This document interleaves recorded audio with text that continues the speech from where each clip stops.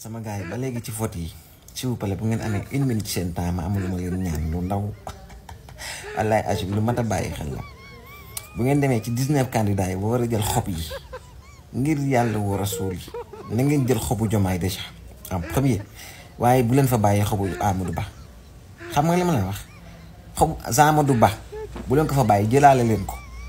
ndax fii waru ñoo xëy si bu fekk ba dem ak benn poubelle te duñ fa fekk xobu Amadou Ba buñ ne lee jël leen 19 candidats yi am ngeen droit jël 5 kese fexe leen ba na ci Jomaay bokk moom mi ngeen di woteel waaye da ci Amadou Ba bokk moom mi ngeen dugal ci poubelle bi xam nga nga xam ne sàcc sax du possible ndax xob yi ngeen fay bàyyi ca kaw table ba nit ki ñoom bu fekkee ay sàcc dañ faa nekk man nañoo bàyyi ba nit ñi xef wala bañ ndogu ji wala bañ génn dem def benn affaire ñëwaat def benn tour ñëwaat ñu jël ko tëmbal ko ci kees yi xam na la donc pour sécuriser suñu vote encore une fois nañ yóbbaale xobu Amadou Ba ca urne ya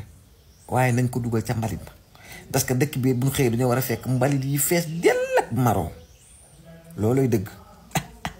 Allaay Achib duñ leen may dara.